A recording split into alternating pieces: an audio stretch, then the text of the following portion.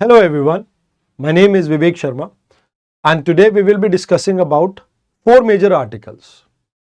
पहले आर्टिकल में हम डिस्कस करेंगे लेबर रिफॉर्म के बारे में, देन इंडिया के एग्री ट्रेड के बारे में बात करेंगे जिसमें ग्रोथ रेट देखने को मिली, इंडिया, कनाडा, ऑस्ट्रेलिया इन तीनों के बीच में एक ट्राइलेटरल एग्रीमेंट हुआ है, हम उसके बारे में बात करेंगे। लास्ट में हम COP30 के एक मेजर आउटकम के बारे में बात करेंगे। आइए एक एक करके इन सभी आर्टिकल्स को समझ लेते हैं। देखिए, इंडिया में पोस्ट इंडिपेंडेंस एक सबसे बड़ी जो प्रॉब्लम देखने को मिल रही थी कि हमारे यहां पर बहुत सारे लेबर लॉज थे। अब इन लेबर लॉ की बात कीजिए तो 29 लेबर लॉ बहुत ज्यादा फ्रेगमेंटेड अप्रोच के साथ आते थे, जहां पे कोई क्लैरिटी नहीं थी और जो आप ये कह सकते हो लॉ को इंप्लीमेंट करने का प्रोसीजर था वो बहुत ज्यादा स्ट्रिंजेंट था, स्ट्रिक्ट था। तो अब इन्हें सिंप्लीफाई करके हमने 4 मेजर डोमेन में डिवाइड कर दिया है। अब लेबर आपका कहीं ना कहीं कॉन्करेंट लिस्ट में आता है, यानी सेंटर और स्टेट दोनों ही इसके ऊपर लॉ फ्रेम कर सकते हैं।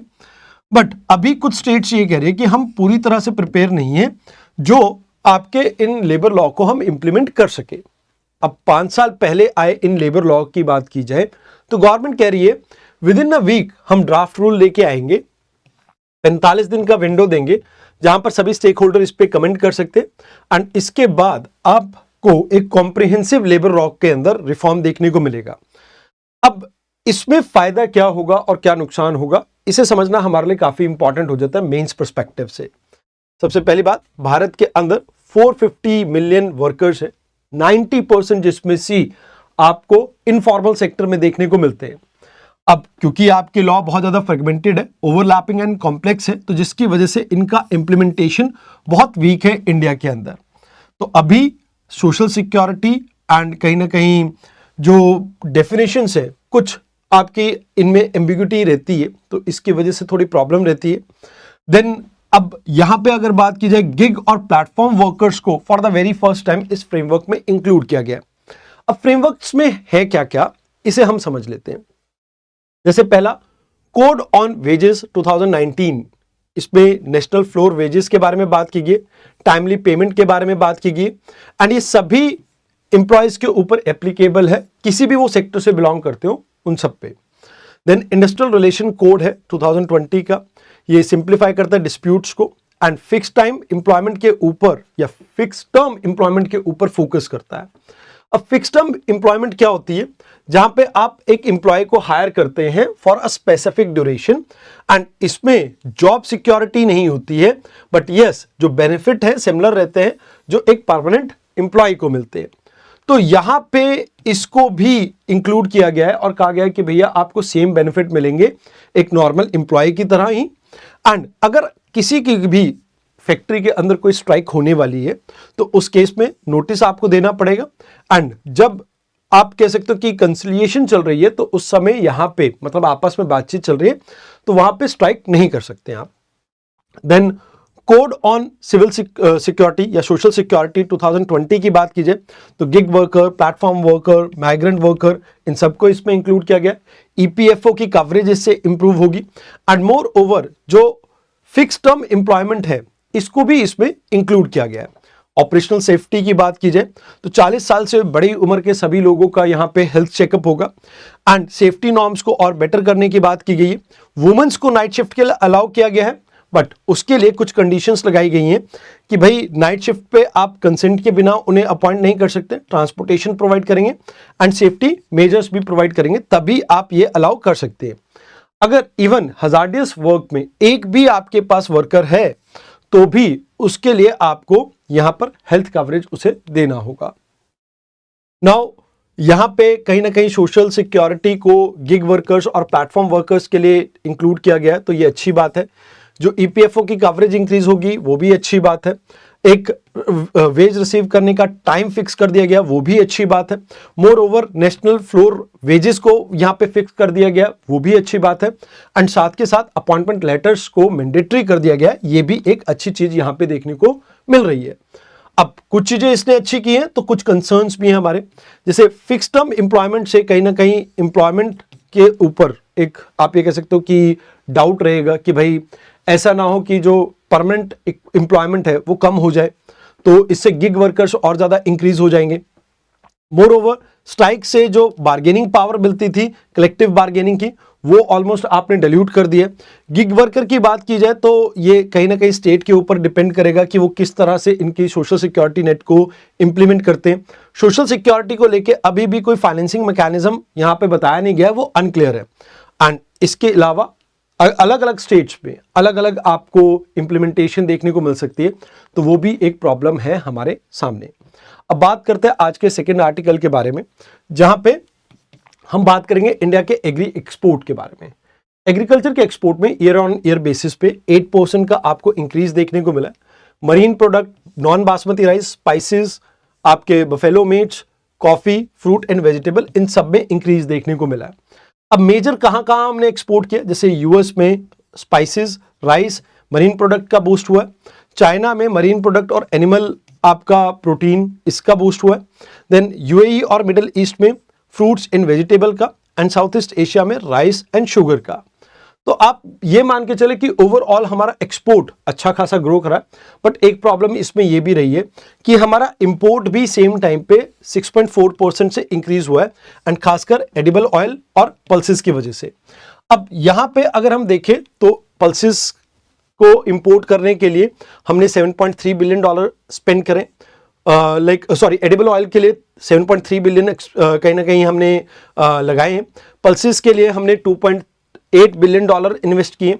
Fruit, spices and alcoholic beverages में भी आपको कुछ इसी तरह का सिमिलर ट्रेंड देखने को मिला है।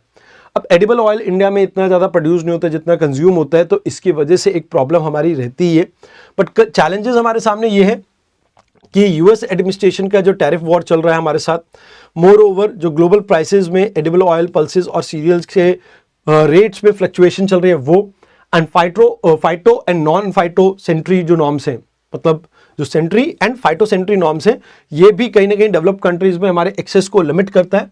एंड जब आप एक्सपोर्ट कर रहे हो, इसकी वजह से जो डोमेस्टिक प्राइस है उसमें सर्ज देखने को मिलता है, एंड इसकी वजह से कई बार आप एक्सपोर्ट को रोक देते हैं, बैन कर देते हैं। तो ये भी एक प्रॉब्लम है जिसमें एक कंटिन्यूटी ऑफ पॉलिसी आपको देखने को नहीं मिलती है। तो this is the thing that you have to remember. आइए अब बात करते हैं हमारी रिसेंटली एक ट्राइलेटरल टेक अलायंस के बारे में। अभी एक जॉइंट एग्रीमेंट हुआ कि भाई AI, critical technology and innovation, इन तीनों के लिए इंडिया, ऑस्ट्रेलिया और कनाडा एक साथ मिलकर काम करेंगी। तो अभी रिसेंटली G20 की साइडलाइन पे हमारे प्राइम मिनिस्टर, ऑस्ट्रेलिया के प्राइम मिनिस्टर एंड जो कनाडा के प्राइम मिनिस्टर, इनके बीच में मीटिंग हुई। एंड कहीं ना कहीं इस मीटिंग का डिसीजन ये आया कि हम कहीं ना कहीं जो एआई है और इमर्जिंग टेक्नोलॉजी है, इसके ऊपर फोकस करेंगे और इसको साथ मिलकर डेवलप करेंगे। तो हम चाहते हैं एक trusted, democratic and secure technology ecosystem build कर सकें। ऑल्दो सप्लाई चेन में थोड़ी डिसरप्शन देखने को मिलते हैं because of China factor, but उसको भी किस तरह से हैंडल कर सकते हैं उसके ऊपर हमारा फोकस रहेगा, खासकर semiconductor, 5G technology, 6G technology, clean energy and आपकी क्रिटिकल मिनरल्स के केस में। तो यहाँ पे ये कहा जाता है कि भाई देखो, क्रिटिकल मिनरल्स ऑस्ट्रेलिया में और कनाडा में अच्छा खासा मिलता है, जो कि हमारी battery, renewable energy and electronic के लिए काफ़ी इंपॉर्टेंट रहेगा। एंड इनकी रिसर्च कैपेबिलिटी भी काफ़ी अच्छी है। एंड इंडिया का इनके साथ पहले से ही बायलैटरल जो एग्रीमेंट्स हैं, कॉपरेशन है, काफ़ी अच्छा खासा देखने को मिलता है। तो इस वजह से इसमें हमारे को काफ़ी बेनिफिट हो सकता है। अब कहते हैं कि भाई देखो, मेजर जो फोकस है एआई के अलावा critical and emerging technology, clean energy, green hydrogen, critical mineral cooperation and supply chain resilience innovation के ऊपर रहेगा।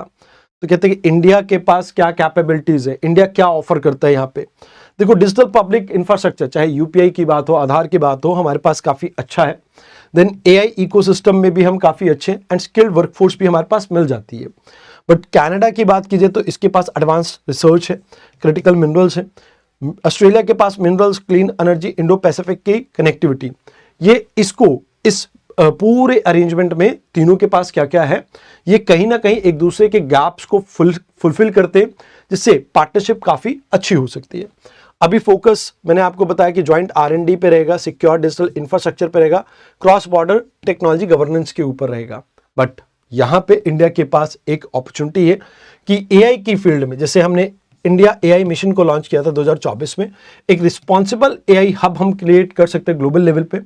सप्लाई चेन की सिक्योरिटी को इंश्योर कर सकते हैं ताकि चाइना के ऊपर लोगों की डिपेंडेंसी कम हो सके। मिनरल्स ऑस्ट्रेलिया कनाडा से आ जाएंगे, बिल्ट हम कर सकते हैं, मैन पावर है हमारे पास। टेक्नोलॉजी गवर्नेंस की अगर हम बात करें तो इससे कहीं ना कहीं इंडिया का जो रोल है, जो ग्लोबल रूल्स फॉर एआई के अंदर, उसको हम प्रमोट कर सकते हैं। एंड इससे इकोनॉमिक एंड इनोवेशन को तो बेनिफिट मिलेगा ही मिलेगा, बिकॉज डोमेस्टिक प्रोडक्शन आपकी और बेटर हो पाएगी। अब बात करते हैं आज के लास्ट आर्टिकल के बारे में, COP30 की मीटिंग के बारे में। इसमें दो इंपॉर्टेंट चीजें निकल के आती हैं, road map for end deforestation, road map to transit away from fossil fuel. तो इसमें अभी हाल फिलहाल में डेवलप और डेवलपिंग नेशंस के बीच में कुछ टसल देखने को मिली। अभी COP30 जो कि 30th मीटिंग थी आपकी United nation framework convention on climate change के अंडर, इसमें जो ये फ्रेमवर्क निकल के आया, तो इसमें मेजर जो फोकस था कि पेरिस एग्रीमेंट जो 2015 में आया उसको हम इंप्लीमेंट होलिस्टिकली कर सके। तो कहा जाता है कि भाई देखो, इसमें हमारा फोकस है कि हम 2 डिग्री सेल्सियस से नीचे क्लाइमेट चेंज को रोकना चाहते हैं, बट परस्यू कर रहे हैं 1.5 डिग्री सेल्सियस के आसपास। नेशनली डिटरमाइंड कंट्रीब्यूशन आपके नेशनल कमिटमेंट को रिफ्लेक्ट करता है। एंड इसमें आर्टिकल 9 फाइनेंस से डील करता है, 4 आपका मिटिगेशन से एंड 7 आपका अडेप्टेशन से। अब इन दोनों इनिशिएटिव में बात क्या हुई है उसे समझिए। देखिए, अमेज़न, कॉन्गो और आपका साउथ ईस्ट एशिया, ये रेन फॉरेस्ट के लिए काफी नोन एरिया है। तो यहां पे कहा जाता है कि भाई आप सपोर्ट करो डेवलपिंग कंट्रीज को फाइनेंस के थ्रू, ताकि ये इकोसिस्टम को वापस से रिस्टोर किया जा सके। मोर ओवर, जो ट्रांजिट करने की बात की गई है, रिन्यूएबल एनर्जी के ऊपर फोकस है, but just orderly and equitable transition के ऊपर फोकस है, जहां पे हम ग्रीन जॉब्स को क्रिएट करें, बेटर अडेप्टेशन एंड टेक्नोलॉजी को प्रमोट कर सके, ताकि टेक्नोलॉजी ट्रांसफर और सेमलेसली हो सके। देन यहां पे ग्लोबल मोंटीरो एग्रीमेंट भी आता है। इस एग्रीमेंट में कहा गया कि भाई लेबर जो कि इंपैक्ट होगी क्लाइमेट चेंज की वजह से, ट्रांजिट की वजह से, उनको कहीं ना कहीं हम फोकस में लेके आएंगे। टेक्नोलॉजी ट्रांसफर के ऊपर बात हुई है। देन नेशनल पाथवे, ताकि हम अडॉप्ट कर सके ऐसी पॉलिसीज को जिससे हम क्लाइमेट रिलेटेड अडेप्टेशन को और फास्टर कर सके, उसके ऊपर फोकस रहेगा। अब देखिए, इसमें कुछ चीजें हैं जो आपको याद रखनी है। पहली चीज कि डेवलप कंट्रीज यहां पे कुछ चीजें चाहती हैं। डेवलप कंट्रीज चाहती है कि भाई आप एक स्ट्रॉन्ग लैंग्वेज में को लेके आओ कि जो 1.5 डिग्री सेल्सियस का आपका गोल है उसके साथ सभी को अलाइन करो। प्राइवेट इन्वेस्टमेंट को भी इसमें इंक्लूड करो, ताकि जो बजट जो बाकी आपके डेवलप कंट्रीज का है उनको उनके बजट के ऊपर बहुत ज्यादा इंपैक्ट ना आए। इंडिया कहता है कि भाई फॉसिल फ्यूल को एलिमिनेट करना चाहते हैं हम, बट इसके लिए कोई स्ट्रॉन्ग लैंग्वेज टाइमलाइन आपको नहीं देनी है, बिकॉज हम जस्ट ट्रांजिशन के बारे में बात करते हैं, कॉमन बट डिफरेंशियल रिस्पॉन्सिबिलिटी के बारे में बात करते हैं, एंड इक्विटेबल जस्टिस के बारे में बात करते हैं।